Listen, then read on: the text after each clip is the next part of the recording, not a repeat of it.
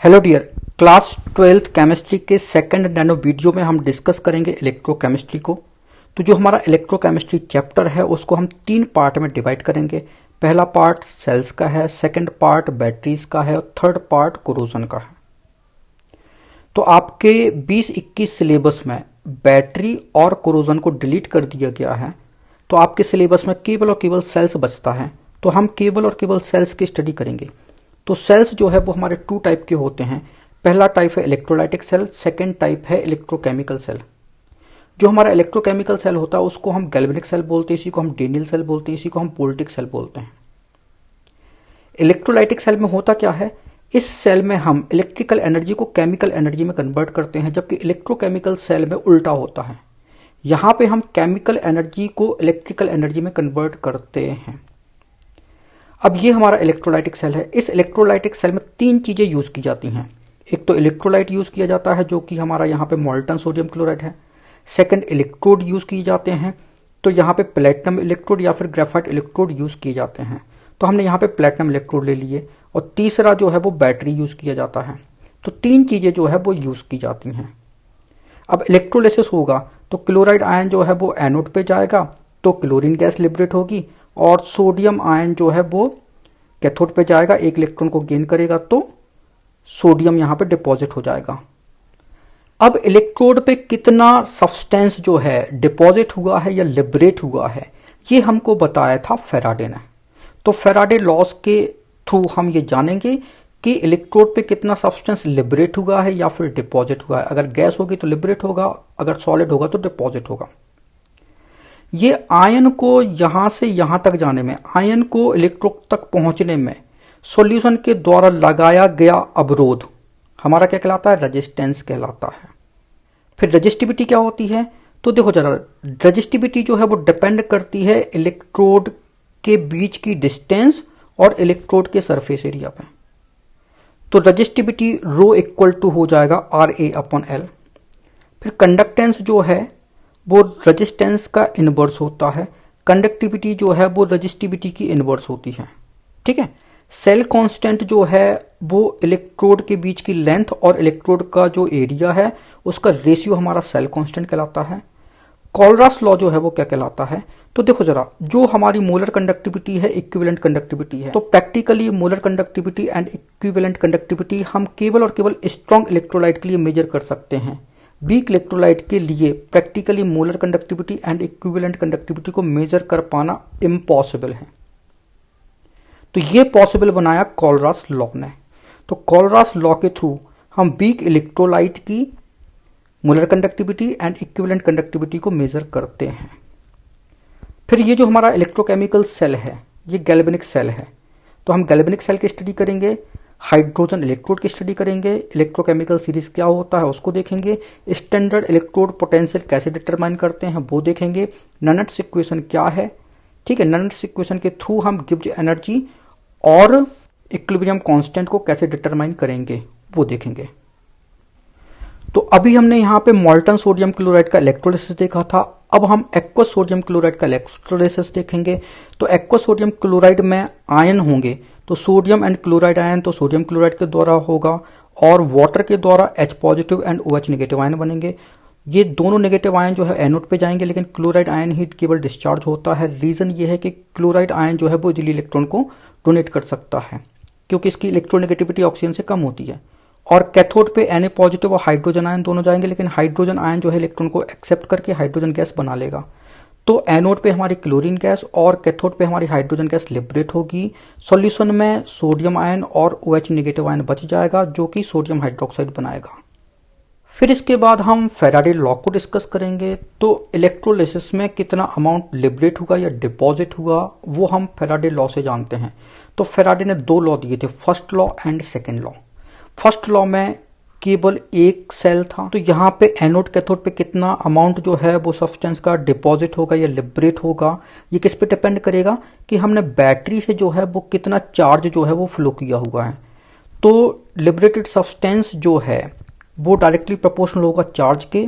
ये proportional sign रहोगे तो एक कांस्टेंट आएगा Z, तो W इक्वल टू ZIT हो जाएगा। और Z जो है वो हमारा इक्वल होता है equivalent weight of substance upon 96500।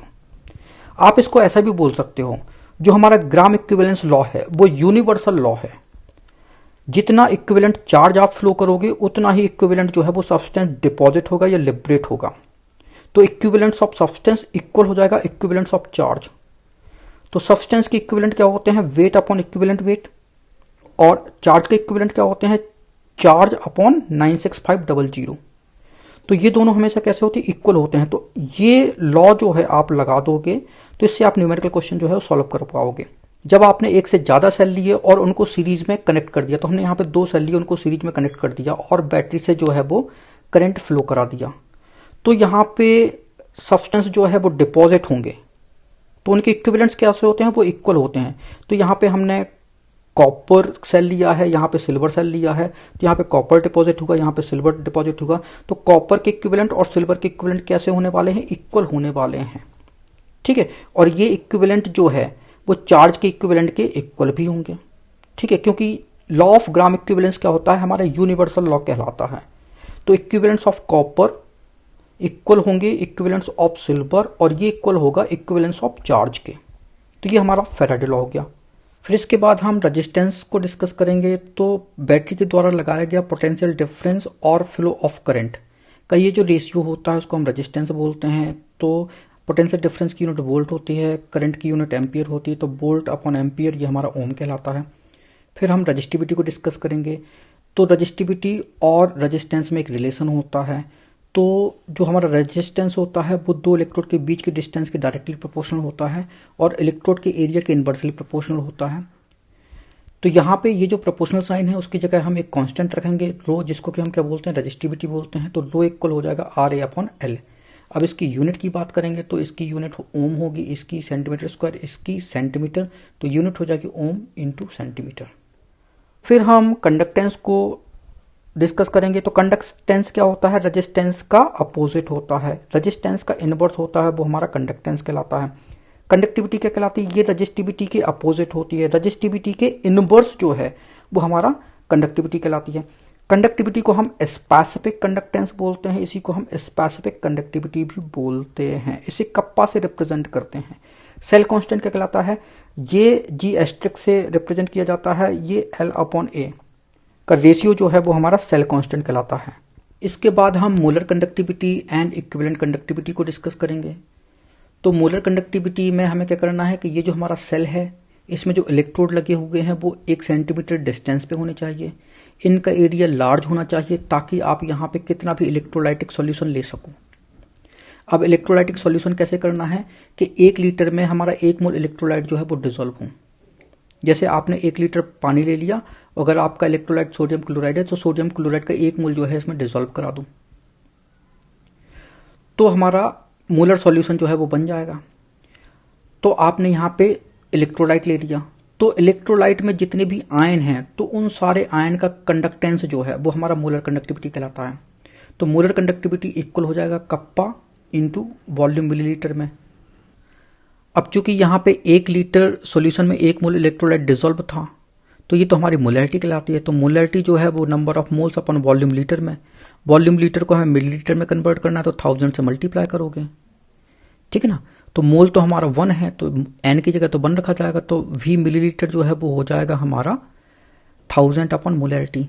तो बस लैम्डा m इक्वल टू हो जाएगा कप्पा ज्यों का त्यों, v मिलीलीटर की जगह हम रखेंगे 1000 अपॉन मोलैरिटी। तो ये हमारा फॉर्मूला हो गया जिससे हम मोलर कंडक्टिविटी को क्या करते हैं? डिटरमाइन करते हैं।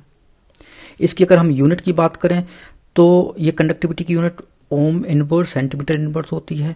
मोलैरिटी की यूनिट जो है वो मोल पर सेंटीमीटर क्यूब होती है, ठीक है। मोल पर लीटर होती है लेकिन वॉल्यूम चूंकि मिलीलीटर में है तो सेंटीमीटर क्यूब कर लो आप यहाँ पे लीटर की जगह, ठीक। तो ये यूनिट हो जाएगी हमारी ohm inverse centimetre square mole inverse. इसी प्रकार हम इक्विवेलेंट कंडक्टिविटी की बात करेंगे। तो यहाँ पे ये जो सेल है 2 इलेक्ट्रोड के बीच डिस्टेंस 1 सेंटीमीटर, एरिया लार्ज हो और आपका जो सॉल्यूशन है उसमें 1 ग्राम इक्विवेलेंट जो है वो डिसॉल्व हो सॉल्यूट का, ठीक है।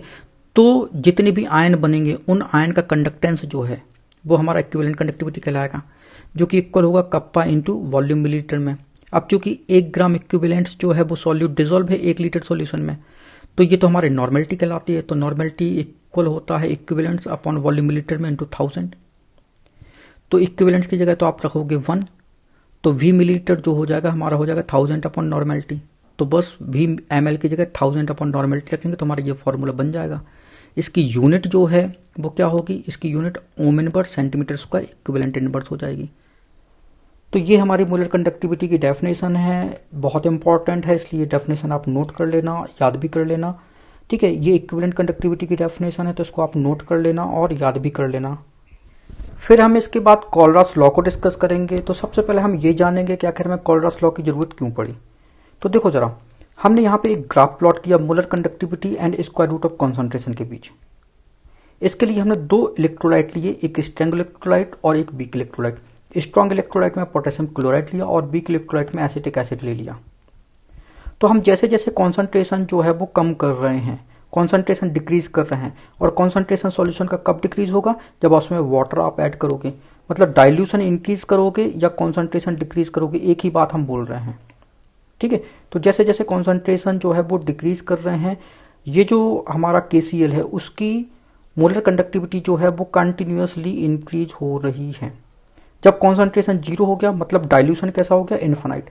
तो इन्फिनाइट डाइल्यूशन पे ये KCl की मोलर कंडक्टिविटी को तो हम डिटरमाइन कर सकते हैं। तो यहाँ तक तो कंडक्टिविटी आई, इसके बाद एक्स्ट्रापोलेशन के थ्रू जो है वो हम ये लैम्डा m जो है वो हम पोटेशियम क्लोराइड के लिए डिटरमाइन कर सकते हैं। लेकिन अगर हम ग्राफ जो है वो वीक इलेक्ट्रोलाइट के लिए देखें, एसिटिक एसिड के लिए देखें, तो जैसे जैसे आपने कॉन्सेंट्रेशन को क्या किया, कॉन्सेंट्रेशन डिक्रीज किया तो मोलर कंडक्टिविटी बढ़ रही है, फिर एकदम से बढ़ी है। अब ये मोलर कंडक्टिविटी जो है वो वाई एक्सिस के कैसे हो गई, पैरेलल हो गई। तो ये दोनों लाइन कभी भी मीट नहीं करेंगी, और कभी मीट नहीं करेंगी इसका मतलब है कि मोलर कंडक्टिविटी जो है वो एसिटिक एसिड की प्रैक्टिकली बताना इम्पॉसिबल है। अगर हम ग्राफ जो है स्क्वायर रूट ऑफ कॉन्सेंट्रेशन और इक्विवेलेंट कंडक्टिविटी लैम्डा EQ में करें तो भी हमारा ग्राफ ऐसे ही आएगा। अगर हम कंडक्टेंस और स्क्वायर रूट ऑफ कॉन्सेंट्रेशन में ग्राफ प्लॉट करें तो भी हमारा ग्राफ ऐसे ही आएगा। तो जो हमारा वीक इलेक्ट्रोलाइट है उसकी हम मोलर कंडक्टिविटी डिटरमाइन नहीं कर सकते, उसकी हम इक्विवेलेंट कंडक्टिविटी को डिटरमाइन नहीं कर सकते, उसके कंडक्टेंस को डिटरमाइन नहीं कर सकते। तो वीक इलेक्ट्रोलाइट की मोलर कंडक्टिविटी इक्विवेलेंट कंडक्टिविटी को डिटरमाइन करने के लिए कॉलरास ने लॉ दिया था। तो कॉलरास लॉ की जरूरत क्यों पड़ी, कॉलरास लॉ की जरूरत इसलिए पड़ी ताकि हम वीक इलेक्ट्रोलाइट की मोलर कंडक्टिविटी और इक्विवेलेंट कंडक्टिविटी को डिटरमाइन कर पाएं। फिर एक क्वेश्चन और इंपॉर्टेंट है, हम देखते हैं कि जो हमारा कप्पा है, जो कंडक्टिविटी है और स्क्वायर रूट ऑफ कॉन्सेंट्रेशन के बीच अगर हमने ग्राफ प्लॉट किया तो आप जैसे जैसे कॉन्सेंट्रेशन को बढ़ा रहे हो, जैसे जैसे कॉन्सेंट्रेशन बढ़ रहा है वैसे वैसे कंडक्टिविटी जो है वो क्या हो रही है, इंक्रीज हो रही है। यहां पे आप कॉन्सेंट्रेशन बढ़ा रहे हो तो हमारा मोलर कंडक्टिविटी, इक्विवेलेंट कंडक्टिविटी और कंडक्टेंस जो है वो डिक्रीज होता है, लेकिन कंडक्टिविटी जो है वो इंक्रीज हो रही है। ऐसा क्यों? तो रीजन ये है कि जो हम मोलर कंडक्टिविटी, इक्विवेलेंट कंडक्टिविटी और कंडक्टेंस जो है वो पूरे हम सॉल्यूशन में देखते हैं, तो पूरा सॉल्यूशन का वॉल्यूम में जो है वो देखा जाता है। तो कॉन्सेंट्रेशन बढ़ने पे नंबर ऑफ आयंस जो है वो कैसे होते हैं, वो कम होते हैं। नंबर ऑफ आयन कम होंगे तो molar conductivity, equivalent conductivity, conductance कम हो जाएगा। ठीक है, और जबकि जो हमारा कप्पा है, ठीक है, वो हम एक स्पेसिफिक वॉल्यूम में देखते हैं। तो स्पेसिफिक वॉल्यूम में कॉन्सेंट्रेशन बढ़ाने पे नंबर ऑफ आयंस जो है वो बढ़ जाते हैं, इसलिए यहाँ पे कंडक्टिविटी जो है वो इंक्रीज होती है। जब आप डाइल्यूशन करोगे तो नंबर ऑफ आयंस जो है वो एक स्पेसिफिक वॉल्यूम, मतलब इसी वॉल्यूम में, इस वॉल्यूम को हमने यहाँ पे ले लिया तो नंबर ऑफ आयन कम हो जाते हैं। नंबर ऑफ आयन कम हो गए तो कंडक्टिविटी कम हो गई। तो अब हम कॉलरास लॉ को डिस्कस करेंगे। तो Kohlrausch law of independent migration of ions जो है वो क्या कहलाता है। तो हमको पता है कि हम molar conductivity and equivalent conductivity को स्ट्रॉन्ग इलेक्ट्रोलाइट के लिए तो आसानी से मेजर कर सकते हैं, लेकिन वीक इलेक्ट्रोलाइट के लिए मेजर नहीं कर सकते। वीक इलेक्ट्रोलाइट के लिए हम कॉलरास लॉ के द्वारा मेजर करते हैं। तो स्ट्रॉन्ग इलेक्ट्रोलाइट की molar conductivity and equivalent conductivity को हम कैसे मेजर करते हैं वो देखते हैं। तो देखो जरा, इन्फिनाइट डाइल्यूशन पे molar conductivity of sodium chloride ये इक्वल होगा the sum of molar conductivity of its ion multiplied by its mole. तो सोडियम क्लोराइड ने दो आयन देगा, sodium ion and chloride ion. ठीक है, तो यहाँ पे दो आयन जो है बनेंगे, एक सोडियम आयन बनेगा और ये क्लोराइड आयन बनेगा। जबकि मैग्नीशियम क्लोराइड भी दो टाइप के आयन देता है। एक मैग्नीशियम डाई पॉजिटिव और एक क्लोराइड आयन। तो क्लोराइड आयन कितने मोल है? 2 मोल है, तो 2 मोल क्लोराइड आयन जो है वो हमको मिलेंगे। तो इन्फिनाइट डाइल्यूशन पे सोडियम क्लोराइड की मोलर कंडक्टिविटी जो है वो इक्वल होगी molar conductivity of sodium ion plus molar conductivity of chloride ion. अगर हम इन्फिनाइट डाइल्यूशन में मैग्नीशियम क्लोराइड की मोलर कंडक्टिविटी देखें तो ये इक्वल होगी molar conductivity of magnesium ion plus molar conductivity of chloride ion into 2 करोगे, क्योंकि क्लोराइड आयन जो है वो 2 मोल बने हैं, ठीक है। तो मल्टीप्लाइड बाय इट्स मोल, तो ये बात याद रखना। फिर जो हमारा इक्विवेलेंट कंडक्टिविटी है उसकी डेफिनेशन भी मोलर कंडक्टिविटी के जैसी ही होती है। तो strong electrolyte sodium chloride and magnesium chloride के लिए हम इक्विवेलेंट कंडक्टिविटी को मेजर करेंगे। तो equivalent conductivity is the sum of equivalent conductivity of their respective ions multiplied by its equivalents. तो अगर हम सोडियम क्लोराइड के लिए इक्विवेलेंट कंडक्टिविटी देखें तो ये इक्वल होगा equivalent conductivity of sodium ion plus equivalent conductivity of chloride ion. Equivalent conductivity हम मैग्नीशियम क्लोराइड आयन के लिए निकालते हैं, तो equivalent conductivity infinite dilution of magnesium chloride की होगी इक्वल इन्फिनाइट डाइल्यूशन पे conductivity of magnesium ion plus infinite dilution में कंडक्टिविटी ऑफ क्लोराइड आयन। अब देखो यहाँ पे मैग्नीशियम और क्लोरीन के इक्विवेलेंट्स जो है 1 है, इसलिए यहाँ पे 1 बनाया।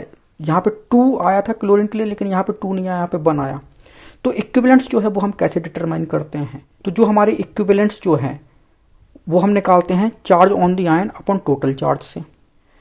तो इक्विवेलेंट्स जो है वो हम बेरियम क्लोराइड के लिए निकाल रहे हैं। तो देखो जरा, बेरियम पे +2 चार्ज है और टोटल चार्ज जो है वो 2 चार्ज है, क्योंकि 2 बेरियम पे चार्ज होगा और -1 क्लोरीन पे, लेकिन 2 क्लोरीन है तो -2 चार्ज यहाँ पे होगा। तो टोटल चार्ज 2 है, चाहे आपका पॉजिटिव हो या नेगेटिव हो, से कोई मतलब नहीं होता। तो 2/2 करोगे तो 1 आएगा। तो बेरियम के इक्विवेलेंट्स 1 है यहाँ पे, ठीक है। क्लोरीन के इक्विवेलेंट्स कितने हैं? तो देखो, क्लोरीन पे -1 चार्ज है, इंटू 2 करोगे और टोटल चार्ज 2 है, तो 2/2 कितना होगा? 1 हो जाएगा। तो ऐसे हम इक्विवेलेंट्स निकालते हैं। अब इक्विवेलेंट्स जो है वो हम पोटास एलएम के लिए निकालेंगे। तो फॉर्मूला होगा K2SO4Al2SO4 3H2O। तो देखो जरा, यहाँ पे हम चार्ज देख लेते हैं। पोटेशियम पे +1 का चार्ज होता है, इंटू 2 करोगे।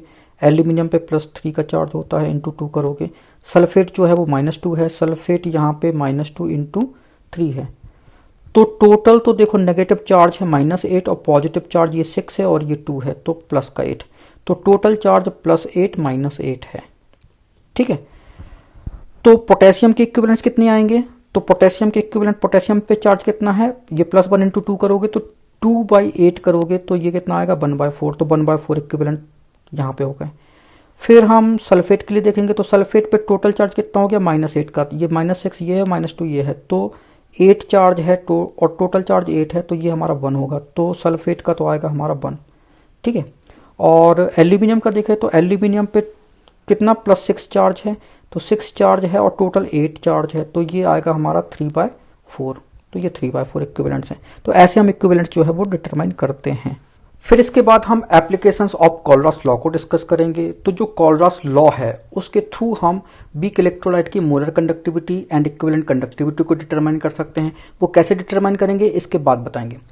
फिर हम वीक इलेक्ट्रोलाइट की डिसोसिएशन डिग्री को डिटरमाइन कर सकते हैं। डिसोसिएशन डिग्री अल्फा से रिप्रेजेंट की जाती है। ये रेशियो होता है गिवन कॉन्सेंट्रेशन पे molar conductivity and infinite dilution पे मोलर कंडक्टिविटी, या फिर हम कह सकते हैं गिवन कॉन्सेंट्रेशन पे equivalent conductivity and infinite dilution पे इक्विवेलेंट कंडक्टिविटी। फिर हम वीक इलेक्ट्रोलाइट के लिए डिसोसिएशन कांस्टेंट की वैल्यू डिटरमाइन कर सकते हैं। अगर आपका वीक एसिड है तो डिसोसिएशन कांस्टेंट Ka होगा, और वीक बेस है तो डिसोसिएशन कांस्टेंट Kb होगा, ठीक है। फॉर्मूला C∝² 1 - अल्फा होता है, ठीक है। अगर अल्फा जो है वो 5% से कम है, मतलब डिसोसिएशन डिग्री 5% से कम है, तो आप इसको निग्लिजिबल मान लो, तो आपका K इक्वल हो जाएगा C∝²। ये क्वेश्चन है। इस क्वेश्चन की हेल्प से आप ये जानोगे कि वीक इलेक्ट्रोलाइट के लिए equivalent conductivity and molar conductivity को कैसे डिटरमाइन करेंगे। तो calculate lambda infinite M for acetic acid. तो एसिटिक एसिड के लिए हमें मोलर कंडक्टिविटी डिटरमाइन करनी है इन्फिनाइट डाइल्यूशन पे। तो इसके लिए हमें क्या करना होगा? तो हमें ये देखना होगा कि एसिटिक एसिड में कौन से आयन है। तो एसिटिक एसिड में एसीटेट आयन है और हाइड्रोजन आयन है। तो हमें ऐसे स्ट्रॉन्ग इलेक्ट्रोलाइट लेना है जिसमें एसीटेट आयन भी हो और हाइड्रोजन आयन भी हो। तो देखो जरा, एसीटेट आयन जो है वो सोडियम एसीटेट में है, हाइड्रोजन आयन जो है वो HCl में है, ठीक है। ये दोनों स्ट्रॉन्ग इलेक्ट्रोलाइट हैं। तो अब देखो जरा, दोनों में एक्स्ट्रा आयन कौन से हो गए? तो सोडियम हो गया और यहाँ पे क्लोरीन हो गया। तो फिर हम एक और इलेक्ट्रोलाइट लेंगे, सोडियम क्लोराइड, ठीक है। तो हमें 3 इलेक्ट्रोलाइट की जरूरत पड़ेगी। तो जिन इलेक्ट्रोलाइट में एसिटेट आयन और हाइड्रोजन आयन थे, उनको हम क्या कर देंगे, ऐड कर देंगे, और जो रिमेनिंग बच्चा था उसको हम क्या कर देंगे, माइनस कर देंगे। तो बस वो हम वैल्यू पुट करेंगे, इनको हम ऐड कर देंगे और इसको हम क्या कर देंगे, सब्सट्रैक्ट कर देंगे। तो एसिटिक एसिड की इन्फिनाइट डाइल्यूशन पे मोलर कंडक्टिविटी आ जाएगी 391 Simon centimetre square mole inverse. इसके बाद हम इलेक्ट्रोकेमिकल सेल को डिस्कस करेंगे। तो जो हमारे लुइजी गैल्वनी और एलेसैंड्रो वोल्टा है वो सोचने लगे कि इसका उल्टा भी हम कर सकते हैं क्या, कि केमिकल एनर्जी को इलेक्ट्रिकल एनर्जी में कन्वर्ट कर सकें। तो उन्होंने देखा कि कॉपर सल्फेट के सॉल्यूशन में जब हम जिंक मेटल डाल देते हैं तो जिंक सल्फेट बन जाता है, कॉपर बन जाता है। तो यहाँ भी इलेक्ट्रॉन का जो है वो लेन देन हुआ। जिंक ने 2 इलेक्ट्रॉन लूज की तो जिंक आयन बना, और कॉपर ने 2 इलेक्ट्रॉन गेन की तो कॉपर सॉलिड बना। तो इसका मतलब है कि इलेक्ट्रॉन की लेन देन यहाँ हो रही है, तो केमिकल एनर्जी को इलेक्ट्रिकल एनर्जी में कन्वर्ट किया जा सकता है। तो उन्होंने एक जिंक हाफ सेल बनाया और दूसरा कॉपर हाफ सेल बनाया। तो जिंक इलेक्ट्रोड को जिंक सल्फेट सॉल्यूशन में डाल दिया, कॉपर इलेक्ट्रोड को कॉपर सल्फेट सॉल्यूशन में डाल दिया, और दोनों को हमने एक वायर से कनेक्ट कर दिया। तो यहाँ पे करंट का फ्लो होने लगा। तो ऐसे हमारे गैल्वेनिक सेल का फॉर्मेशन जो है वो लुइजी गैल्वनी और अलेसैंड्रो वोल्टा ने किया। हमने ये देखा कि कुछ टाइम बाद जो है वो इलेक्ट्रिसिटी का फ्लो जो है वो रुक जाता है। रीजन ये है कि यहाँ पे जिंक जो है वो जिंक डाइपॉजिटिव आयन बनाएगा, जिसके कारण यहाँ पे पॉजिटिव आयन का कॉन्सेंट्रेशन बढ़ जाता है, जो कि इलेक्ट्रॉन को फ्लो नहीं होने देता, क्योंकि इलेक्ट्रॉन पे तो नेगेटिव चार्ज है। और यहाँ पे कॉपर डिपॉजिट होने के कारण SO4-2 का कॉन्सेंट्रेशन बढ़ जाता है, जो कि आने वाले इलेक्ट्रॉन को क्या करेगा, रिपेल करेगा। तो इलेक्ट्रिसिटी का फ्लो जो है वो बंद हो जाता है। तो इलेक्ट्रिसिटी का फ्लो बंद हो गया, इसका मतलब है कि दोनों जो हमारे इलेक्ट्रोड हैं उनके पोटेंशियल डिफरेंस कैसे हो गए, इक्वल हो गए। तो इसको रोकने के लिए हम क्या यूज करते हैं, सॉल्ट ब्रिज यूज करते हैं। तो सॉल्ट ब्रिज में हम potassium chloride, potassium nitrate, ammonium nitrate ऐसे सॉल्यूशन डाल देते हैं जिनके आयन का ट्रांसपोर्ट नंबर जो है वो कैसा हो, सेम हो। ठीक है।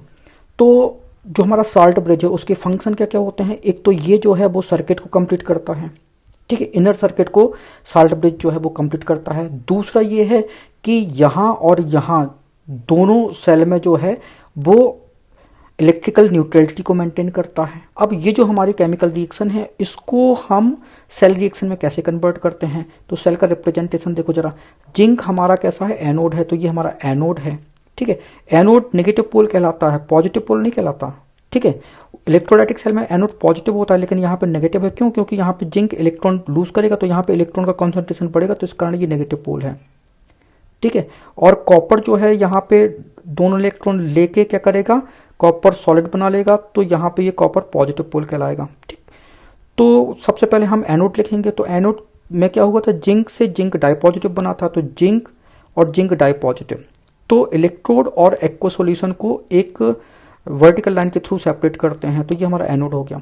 फिर हम कैथोड लिखेंगे। तो कैथोड में कॉपर आयन से कॉपर बना था, तो ये कॉपर आयन से कॉपर बना है, तो दोनों को हम एक वर्टिकल लाइन से सेपरेट करते हैं, और दोनों के बीच में ये सॉल्ट ब्रिज लगा है, तो डबल लाइन से सॉल्ट ब्रिज को इंडिकेट कर देते हैं। तो ये हमारा गैल्वेनिक सेल हो गया। फिर हम पोटेंशियल डिफरेंस की बात करेंगे। तो पोटेंशियल डिफरेंस जो है वो डेवलप होता है ये इलेक्ट्रोड मतलब zinc electrode and zinc ion के बीच। ठीक है, इसी प्रकार copper electrode and copper ion के बीच जो है वो पोटेंशियल डिफरेंस जो है वो डेवलप होता है किसी भी सेल में। तो इसको हम मेजर करते हैं स्टैंडर्ड हाइड्रोजन इलेक्ट्रोड से।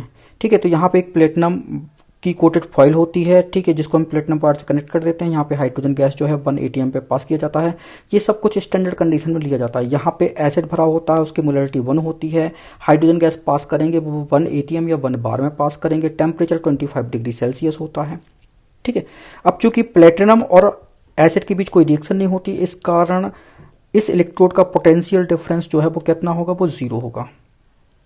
ठीक है, लेकिन ये जो प्लेटिनम फॉइल है वो क्या करती है, वो भले ही एसिड से रिएक्ट ना करे, लेकिन यहाँ पे रिएक्टिंग सरफेस जो है वो जरूर प्रदान करती है। ठीक है, तो जो हमारा हाइड्रोजन इलेक्ट्रोड है इसकी हेल्प से हम किसी भी हाफ सेल का इलेक्ट्रोड पोटेंशियल जो है वो स्टैंडर्ड कंडीशन पे मेजर कर सकते हैं। क्योंकि इलेक्ट्रोड पोटेंशियल हम स्टैंडर्ड कंडीशन पे मेजर करते हैं, इस कारण ऐसे पोटेंशियल को हम स्टैंडर्ड इलेक्ट्रोड पोटेंशियल बोलते हैं। हाइड्रोजन इलेक्ट्रोड के रिस्पेक्ट में कॉपर का स्टैंडर्ड इलेक्ट्रोड पोटेंशियल जो है वो आता, और हाइड्रोजन के रिस्पेक्ट में जिंक का स्टैंडर्ड इलेक्ट्रोड पोटेंशियल जो है वो आता है -0.76 वोल्ट। अब चूंकि यहाँ पे एक हाफ सेल ये है, एक हाफ सेल ये है, तो दोनों को मिला के हमारा कंप्लीट सेल बन गया। तो कंप्लीट सेल का इलेक्ट्रोड पोटेंशियल हम कैसे निकालते हैं, तो standard electrode potential of cell, पूरे सेल का इलेक्ट्रोड पोटेंशियल, तो ये होता है standard electrode potential at cathode minus standard electrode potential of anode. इस फॉर्मूले से निकालते हैं। तो कैथोड तो हमारा क्या बनेगा, कॉपर बनेगा, ठीक है, और एनोड हमारा हाइड्रोजन है। हाइड्रोजन का कैसा है, जीरो है, तो एनोड तो जीरो है। कॉपर का आया था प्लस 0.34, तो ई नॉट सेल जो है वो प्लस 0.34 आया। इसी प्रकार इस सेल का हम निकालेंगे तो ई कैथोड माइनस ई एनोड, ठीक है, तो कैथोड तो हमारा हाइड्रोजन 76 था, तो ये माइनस और ये माइनस प्लस हो जाएगा, तो ई नॉट सेल जो है वो प्लस 0.76 होगा। तो ई सेल जो है वो हमेशा कैसा होता है, वो पॉजिटिव आता है, नेगेटिव नहीं आता कभी भी, याद रखना। तो हाइड्रोजन इलेक्ट्रोड के रेफरेंस में हम किसी भी हाफ सेल का इलेक्ट्रोड पोटेंशियल जो है वो स्टैंडर्ड कंडीशन पे मेजर कर सकते हैं। तो फिर हमने एक केमिकल सीरीज बनाई, ठीक है, तो इसको हम याद कर सकते हैं। आपको पता है कि करीना कपूर की शादी जो है वो सैफ अली खान से हुई है, तो सैफ अली खान कहते हैं लवली करीना कार न मांगो अल्टो जैन फरारी। तो करीना बोलती हैं नहीं सुनूंगी पति हमारे, तो यहां तक हो गया, नहीं सुनूंगी पति हमारे, चाहूं आज हमारे घर भी आए दो फरारी। तो ऐसे हम जो है वो इलेक्ट्रोकेमिकल सीरीज जो है वो याद कर सकते हैं। फिर हम ननर्स इक्वेशन की बात करेंगे। तो हमारी ननर्स इक्वेशन क्या कहलाती है और इसकी जरूरत हमको क्यों पड़ी। तो देखो जरा, ये हमारा एक गैल्वेनिक सेल है। अगर इसका कंस्ट्रक्शन जो है वो स्टैंडर्ड कंडीशन में किया गया है, मतलब जिंक सल्फेट हमारा उसका कॉन्सेंट्रेशन 1 मोलर है और टेम्परेचर 25 डिग्री सेल्सियस है। कॉपर सल्फेट कॉन्सेंट्रेशन जो है 1 मोलर है और टेम्परेचर 25 डिग्री सेल्सियस है। तो हाइड्रोजन के रिस्पेक्ट में जो कॉपर हाफ सेल था उसका रिडक्शन पोटेंशियल प्लस 0.34 वोल्ट आया था, और जिंक हाफ सेल का रिडक्शन पोटेंशियल हाइड्रोजन के रिस्पेक्ट में आया था हमारा माइनस 0.76, ठीक है, और ये वोल्ट में होगा, ठीक है, और ये वैल्यू जो है हम इलेक्ट्रोकेमिकल सीरीज से देख सकते हैं, ठीक है। तो हम ऐसे सेल का रिडक्शन पोटेंशियल जो है वो आसानी से निकाल पाएंगे। फॉर्मूला होता है E naught cathode minus E naught anode. तो कैथोड पार्ट हमारा ये है, एनोड पार्ट ये है, तो ई नॉट सेल जो है वो हमारा प्लस 1.1 वोल्ट आ जाएगा। लेकिन अगर ये गैल्वेनिक सेल जो है वो स्टैंडर्ड कंडीशन पे ना हो, जैसे कि यहाँ पे जिंक सल्फेट 0.1 मोलर है, कॉपर सल्फेट 0.02 मोलर है और टेम्परेचर 35 डिग्री सेल्सियस है, तो फिर इसके लिए ई सेल जो है वो हम नहीं निकाल पाएंगे। तो इसके लिए ननट्स ने एक इक्वेशन दी थी, ये इक्वेशन हमारी है E cell equal to E not cell minus 0.059 upon N log to the base 10, ठीक है, concentration of anode upon concentration of cathode, ठीक है। तो अब ये एनोड और कैथोड जो है वो हम इस रिएक्शन से डिसाइड कर लेंगे। तो हमारी ये रिएक्शन है, ये हमारी उसकी आयनिक इक्वेशन है। तो रिएक्शन कोएफिशिएंट जो है QC ये हमारा इक्वल होगा concentration of product upon concentration of reactant. तो ये प्रोडक्ट का कॉन्सेंट्रेशन हो गया, ये रिएक्टेंट का कॉन्सेंट्रेशन हो गया। जो स्पीसीज सॉलिड में है उसका कॉन्सेंट्रेशन 1 होगा, क्योंकि यहाँ पे इनका कॉन्सेंट्रेशन चेंज नहीं होता, तो ये हमारा 1 लिखा जाएगा, ठीक है। अगर यहाँ पे करंट का फ्लो बंद हो गया तो मतलब हमारा इक्विलिब्रियम बन गया। तो इक्विलिब्रियम पे QC जो है वो हमारा कहलाने लगता है KC, ठीक है। तो ये तो हो जाएंगे हमारे 1, तो ये कॉन्सेंट्रेशन क्या हो जाएगा हमारा QC कहलाएगा, और अगर इक्विलिब्रियम पे KC कहलाएगा तो इसकी जगह हम KC रख सकते हैं, QC रख सकते हैं, ठीक है। तो देखो जरा, इसकी जगह पे हमने रखा QC। जब इक्विलिब्रियम बन गया तो इक्विलिब्रियम पे ई सेल जो है वो 0 हो जाता है, यहाँ पे करंट का फ्लो जो है वो बंद हो जाएगा, तो ई सेल हमारा 0 हो जाएगा। तो QC की जगह हम रखेंगे KC। तो बस ऐसे हम इक्विलिब्रियम कांस्टेंट KC जो है वो डिटरमाइन करेंगे, ठीक है। तो ई सेल हो गया 0, ई नॉट सेल ज्यों का त्यों, ये बाकी ज्यों का त्यों। तो बस ई नॉट सेल इक्वल हो जाएगा हमारा, इसको हम इस तरफ ले जाएंगे तो पूरा प्लस में चला जाएगा। तो ये फॉर्मूला है, इसके थ्रू हम KC जो है वो डिटरमाइन कर लेंगे। फिर गिब्स एनर्जी हम कैसे डिटरमाइन करेंगे। तो देखो जरा, हमको पता है कि ये एनोड है और ये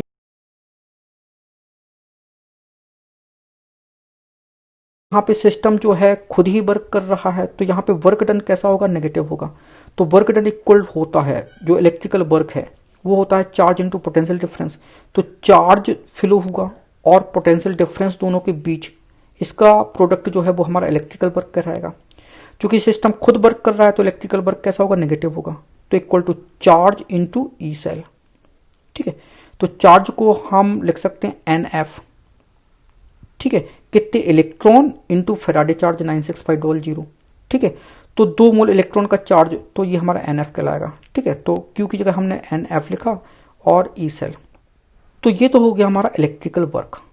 अब हमें गिब्स एनर्जी कैसे बतानी है, तो देखो जरा, जब एक कंडीशन ऐसी आएगी कि यहां पे क्या होगा, इलेक्ट्रिसिटी का फ्लो बंद हो जाएगा। ठीक है, तो ई सेल जो है वो हमारा 0 हो जाएगा। फिर हम यहां पे एक्सटर्नल पोटेंशियल जो है वो लगाएंगे। एक्सटर्नल पोटेंशियल लगाएंगे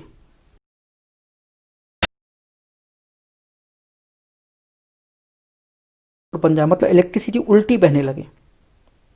तो जब रिवर्सिबल वर्क होगा, तो रिवर्सिबल वर्क जो है वो हमारा क्या कहलाता है, गिब्स एनर्जी कहलाता है। तो W हमारा क्या कहलाने लगेगा, गिब्स एनर्जी कहलाने लगेगा, जब वर्क कैसा हो जाएगा, रिवर्सिबल प्रोसेस में होने लगे। तो बस W जो है वो हमारा क्या बन जाएगा, डेल्टा जी बन जाएगा। तो डेल्टा जी हो जाएगा minus NF E cell. Standard condition पे क्या हो जाएगा, delta G not equal to minus NF E not cell. फिर हम metallic conductor and electrolytic conductor में डिफरेंस की बात करेंगे। तो मेटलिक कंडक्टर में इलेक्ट्रिसिटी जो है वो इलेक्ट्रॉन के फ्लो के कारण होती है, जबकि इलेक्ट्रोलाइटिक कंडक्टर में इलेक्ट्रिसिटी आयंस के फ्लो के कारण होती है। मेटलिक कंडक्टर में इलेक्ट्रिसिटी फिजिकल चेंज है, जबकि इलेक्ट्रोलाइटिक कंडक्टर में इलेक्ट्रिसिटी का फ्लो एक केमिकल चेंज है। यहाँ पे जब इलेक्ट्रिसिटी फ्लो होती है तो मास का फ्लो नहीं होता, जबकि यहाँ पे इलेक्ट्रिसिटी फ्लो होती है तो मास का फ्लो होता है। टेम्परेचर बढ़ाने पे इलेक्ट्रिसिटी का फ्लो कम हो जाता है, टेम्परेचर बढ़ाने पे इलेक्ट्रिसिटी का फ्लो जो है वो बढ़ जाता है। सिल्वर जो है वो बेस्ट कंडक्टर होता है, जबकि लेड और मरकरी पुरेस्ट कंडक्टर में होते हैं। इसी प्रकार स्ट्रॉन्ग इलेक्ट्रोलाइट हमारा बेस्ट कंडक्टर होगा, वीक इलेक्ट्रोलाइट जो है वो पुरेस्ट कंडक्टर होंगे। तो ये हमारा डिफरेंस होगा। You also like, comment and thanks for watching.